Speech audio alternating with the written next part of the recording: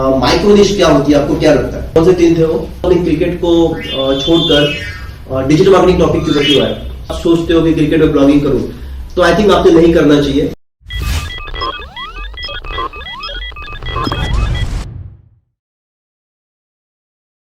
Friends, this is DJ संजोग and you watching me on my channel.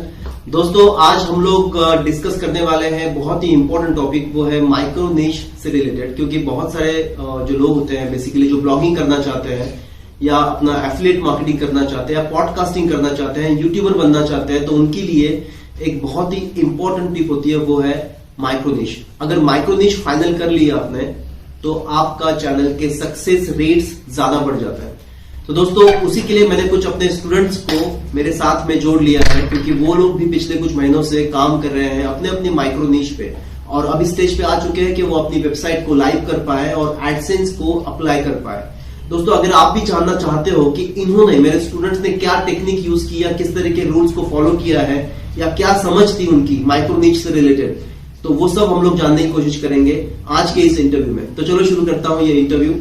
मेरे साथ में मेरे स्टूडेंट जिनका नाम है सुमित। सुमित जो है वो एक कॉलेज गोइंग स्टूडेंट है। अभी उनके पास में पूरी लाइफ पड़ी हुई है, लेकिन बहुत अर्ली एज में उन्होंने समझ लिया कि उनको लाइफ में करना क्या है, और उन्होंने डिजिटल मार्केटिंग ज्वाइन कर लिया। और उसके बाद से उन्होंने काफी एफर्ट्स लिए हैं। पिछले 4 महीने में मैंने देखा है उन्होंने काफी सारी चीजों में काम करने की कोशिश की है, और फाइनली वो अपने किसी एक माइक्रो निश पे आए हैं, वो अपने ही थ्रू बताएंगे।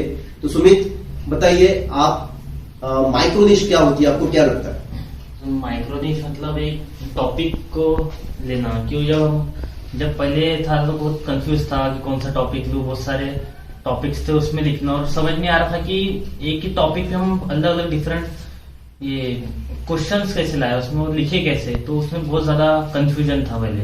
तो मैंने पहले फिटनेस ये स्पोर्ट्स का लिया, फिर स्पोर्ट्स में भी फिर दूसरा स्पोर्ट्स लिया। आपके कौन से आपने चूज किए थे? 3 या 4 आपने कुछ? I think 3। कौन से 3 थे वो?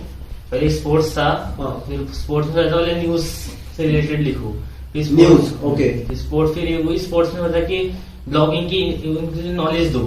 फिर उसको छोड़ के मैं फिटनेस पे गया, फिर फिटनेस को छोड़ के डिजिटल मार्केटिंग पे। ओके, तो स्पोर्ट्स में आपने चूज किया। मेरे हिसाब से आपने क्रिकेट ये टॉपिक लिया था, और उसके बाद में आपने फिटनेस की तरफ भी आपका फोकस था, क्योंकि आप जिम वगैरह करते हो, तो उसमें भी आपका इंटरेस्ट था। और तीसरा फिर आपने डिजिटल मार्केटिंग चूज किया। तो मैं जानना ये चाहूंगा, क्योंकि मेरे सब्सक्राइबर्स भी जानना चाहेंगे ये, कि आपने स्पोर्ट्स या क्रिकेट जैसा टॉपिक क्यों कैंसिल कर दिया? क्योंकि आई थिंक क्रिकेट तो इंडिया में काफी चलता है। आई थिंक मुझे लगता है ट्रैफिक भी काफी ज्यादा आ सकती है क्रिकेट के ऊपर में। इसके बावजूद आपने क्रिकेट को छोड़कर डिजिटल मार्केटिंग टॉपिक के ऊपर क्यों आए? सर, क्रिकेट को इसलिए छोड़ा कि उसमें व्यूज तब आते हैं जब हम ये न्यूज डाल रहे हो रिलेटेड, जैसे कि कल मैच हुआ, 2-3 पहले मैच हुआ तो रिलेटेड डाल रहे हो, या फिर कोई कंट्रोवर्शियल टॉपिक उस पे ही होता है। ऐसे अगर हम नॉलेज दे रहे हो तो उसमें ज्यादा ट्रैफिक नहीं आते हैं, उसमें कीवर्ड्स भी, सीपीसी भी बहुत कम है। तो इसलिए मैं उसको छोड़ करके मार्केटिंग पे आया कि मैं सीख भी रहा हूँ तो मैं बता भी सकता हूँ, और उसमें मेरी प्रैक्टिस भी हो जाएंगी उसके साथ साथ। इसलिए उसमें सीपीसी भी अच्छा है कि एडसेंस के लिए अच्छा होगा, इसलिए। राइट। सुमित का एक पॉइंट बहुत इंपॉर्टेंट है गाइस, कि जैसे सीपीसी, कॉस्ट पर क्लिक जो होता है, अगर आप क्रिकेट के कीवर्ड्स के ऊपर में कॉस्ट पर क्लिक चेक करोगे तो वो वैरी करते हैं 10 रुपीज से 50 रुपीज के रेंज में। लेकिन अगर डिजिटल मार्केटिंग के सीपीसी या कीवर्ड के बारे में सोचोगे तो वो वैरी करते हैं 50 रुपीज टू 200-300 रुपीज तक। लेकिन दोस्तों, सीपीसी एक इंपॉर्टेंट पैरामीटर नहीं होना चाहिए, क्योंकि आपका पर्सनल इंटरेस्ट जिन चीजों में है उसी में करना चाहिए।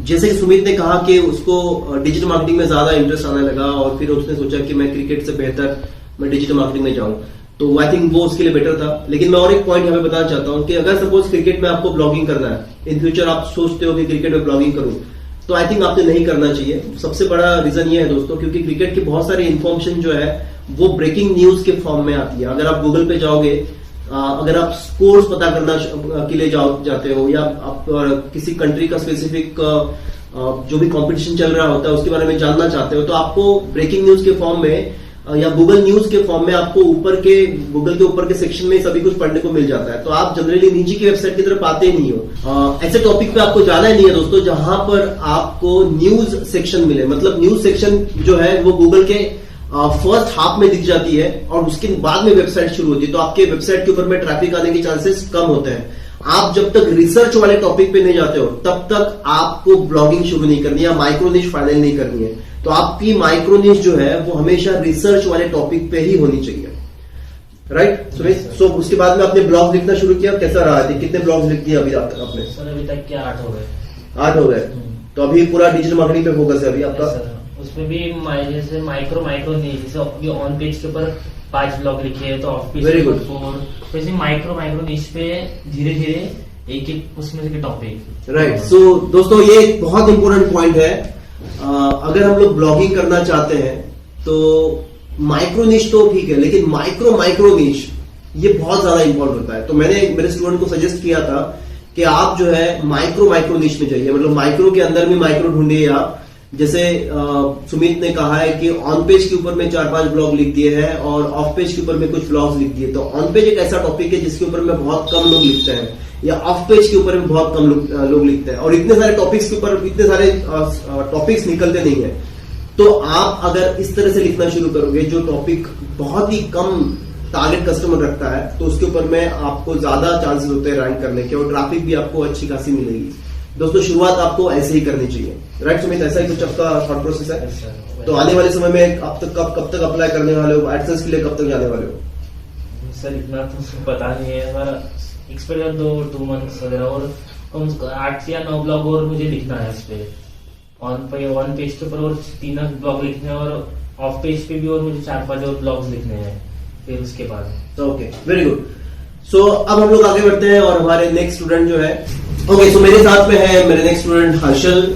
मैं हर्षल के थ्रू जानना चाहूंगा, हर्षल क्या लगता है आपको माइक्रोनिश ढूंढने में डिफिकल्टी आई? पहले तो मुझे पता ही नहीं था सर माइक्रोनिश होता क्या है। फिर मैंने ब्लॉगिंग करना था मुझे, फिर पता चला कि वर्ड होता है माइक्रोनिश, तो सर्च करना पड़ता है। फिर ब्लॉगिंग करते करते मुझे वो पता चला, फिर मैंने ब्लॉगिंग के टाइप, मतलब मैंने ट्रैवलिंग के ऊपर लिख रहा हूँ मैं। ओके, मैं 6 तो पहले से डिसाइडेड था कि ट्रैवलिंग पे लिखोगे या नहीं सर, कुछ और? पहले से डिसाइडेड नहीं था। मैंने 2-3 सोचा, क्या सोचा था? ट्रैवलिंग, सिनेमा ओके, सिनेमा में इंटरेस्ट रखते हैं आप? फिर मैं ज्यादातर घूमता रहता हूँ, इसलिए मैंने ट्रैवलिंग चूज किया। ओके, कहाँ तक विजिट किया आपने? वैसे नागपुर में, नागपुर के आसपास? नागपुर में भी किया, गोवा, ओके, दिल्ली, पचमढ़ी, ओके, और ये रत्नागिरी। ओके। तो आपके पास में काफी सारी चीजें हैं, वहां से पता नहीं लगा। ओके, तो आपने डिसाइड किया है कि आप जो है ट्रैवलिंग ट्रैवलिंग। ओके, तो अभी कितने ब्लॉग्स देख चुके हैं आप? अभी तक के 6 हो गए सर। 6 ब्लॉग्स हो गए। और कीवर्ड रिसर्च सीपीसी वगैरह चेक किया आपने? सीपीसी चेक किया, ज्यादा नहीं है सर, सीपीसी ज्यादा नहीं है, लेकिन मेरे को ट्रैवलिंग भी लिखना था इसलिए। ओके, वेरी गुड गाइस, मैं वही बताने की कोशिश कर रहा हूँ कि सीपीसी के ऊपर में आप ध्यान मत दीजिए, आप ध्यान दीजिए कि अपने कैलिबर के ऊपर में, अपने इंटरेस्ट के ऊपर में, कि अगर आपको लगता है कि आप जो है ट्रैवलिंग में लिख पा रहे हो, लेकिन सीपीसी बेटर नहीं है, लेकिन आपको लॉन्ग टर्म के लिखना है, ब्लॉगिंग करना है, तो आपको आने वाले 5-10 साल के लिए यूज करना है गाइस उसको, तभी आप एक अच्छे खासे ब्लॉगर बन सकते हो, अपना एक ब्रांड क्रिएट कर सकते हो। अगर आप किसी भी प्लेटफॉर्म के ऊपर में नाम कमाना चाहते हो तो उसके ऊपर सफिशिएंट टाइम देना बहुत जरूरी है, और आई थिंक मुझे लगता है वही हर्षल कर रहे हैं। तो हर्षल, अभी तक जितने ब्लॉग्स हुए उनको आप लाइव करने वाले हो, लाइव करने, और फिर एडसेंस के लिए अप्रूवल के लिए जाओगे, राइट?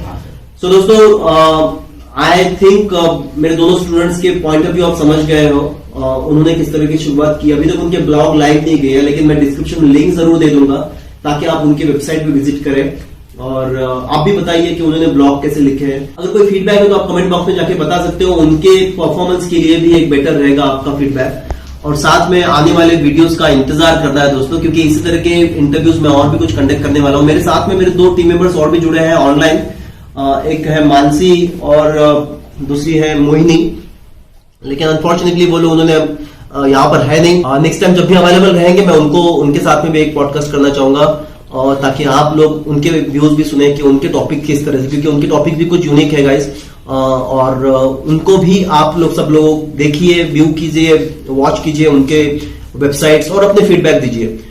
सो दोस्तों, आने वाले वीडियो का इंतजार के साथ में इस वीडियो को देखने के लिए बहुत बहुत धन्यवाद। Thank you so much, see you soon, bye bye. और जाने से पहले चाहिए चैनल को सब्सक्राइब कर दीजिए, शेयर कर दीजिए। Thank you so much, see you soon, bye bye.